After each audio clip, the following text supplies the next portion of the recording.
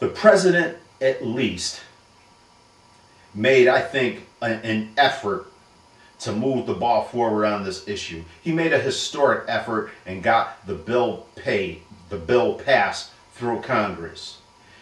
I'll be the first one to say that the bill falls short. The president promised that whatever bill he signed must have a robust public option. This would mean that people could all pool their money together and that it would drive the cost of health insurance down. It seems to me that as soon as the president started getting resistance, he threw that idea out the window. So now there is no robust public option. It's just the insurance companies, and we know what the insurance companies do. They charge you exorbitant amounts of money for coverage, and then when you need them, they deny you. So I want for you folks to think about that. Think about, let's get our heads around this and get into some solutions. Like I said, I think that profit has to be driven out. Health insurance companies should all be nonprofit companies. Why? Because our life depends on it. It's funny, we have certain things regulated by the government like utilities. Utility companies can't just charge anything they feel like charging. But when it comes to our health, when it comes literally to our life, the government is perfectly content to let healthcare companies, I'll get it right, health insurance companies charge anything they feel like charging. And we, the American people, suffer for it.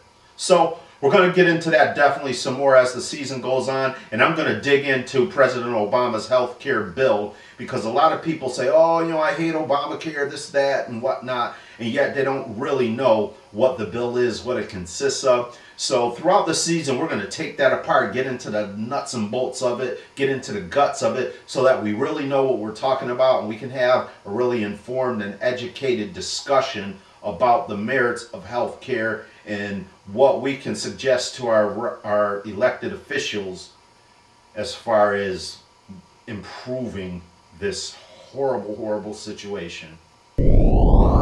Next up, I want to talk about something that is a really, really serious matter. It's been all over all the major news channels and a lot of the local news channels. It's been really provoking the passions in so much of our country. It is the tragic killing of 17-year-old Trayvon Martin in Sanford, Florida. Now, it's really easy to get worked up into a lather over this issue, and I'm going to be very careful about being as factual as I possibly can over the discussion of this issue. Now, according to ABC News and some other sources, here are some of the facts regarding this case. As we all know, Trayvon was black. Many people believe that this is the most important fact in the issue. Trayvon was actually very close to his home. I actually saw a report where Trayvon's father walked the likely route that Trayvon would have come through from the convenience store back to his home. When Trayvon was killed, he was only a minute or two away from his house. So he was in his neighborhood. He had just come from a convenience store to pick up some snacks, and everybody knows now what that was. It was some Skittles and a can of iced tea.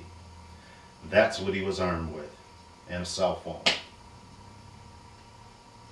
He was actually on that cell phone talking to his girlfriend at the time that this encounter with Mr. George Zimmerman happened. Trayvon said that, his girlfriend said that Trayvon, while they were talking, said, "There's a guy following me." His girlfriend said, "Trayvon, run, run." He said, "I'm not going to run, I'll walk fast." And she pled with him to run. He wouldn't run, and nor should he. Should he have had to. Then she heard a scuffle, and then the phone went dead. Now, even though the police talked to George Zimmerman at the scene, they may have detained him for a little while, but they determined that based on his word alone, that Trayvon was killed in self-defense. George Zimmerman told the police, "I killed him in self-defense." The police accepted him at his word and let him go. And even though he may have been detained, I'm not sure, for a little while, he was never arrested up to this point, a month after Trayvon's killing. George Zimmerman followed this kid. When he was on the phone, let me just break it down a little more. I'm going to jump around a little bit, but bear with me. George Zimmerman calls 911. He's the head of a neighborhood watch group. He calls 911 and says there's a suspicious guy walking around the neighborhood, and he looks like he's up to no good. That's the worst that's the only thing we've heard about this kid, that he's quote unquote suspicious, looks like he's up to no good. Zimmerman said he's looking around, he's walking around and looking about. The dispatcher asks, is he white, black, Hispanic? George Zimmerman says he's black. Describes him as wearing a hoodie. And we've seen all the people wearing hoodies in support of Trayvon. And then Zimmerman said to the dispatcher, he says, these a-holes, clean it up a little bit, always get away. Then he says what sounds like a racial epithet.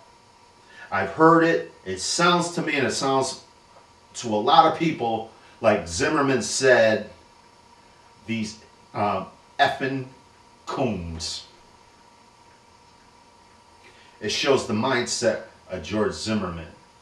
So the dispatcher says, are you following him?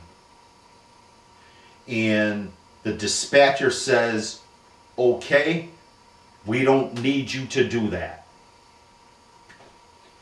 Zimmerman replies, okay.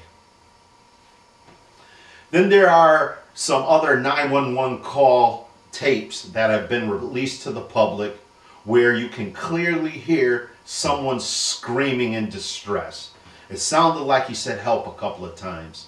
It sounded like a youngish voice. Did not sound like a 28-year-old man. You hear the screams, scream, scream, scream. Then you hear a gunshot, a single gunshot, boom. The screams stop immediately, which suggests, obviously, that it was Trayvon who was screaming. And obviously, once you're killed, you don't scream anymore. A couple of other facts. Trayvon weighed around 140 pounds. They've said that George Zimmerman weighs around 250 pounds. And I ask, what kind of threat can a 140-pound, 17-year-old kid pose to a 250-pound, 28-year-old man who has a gun?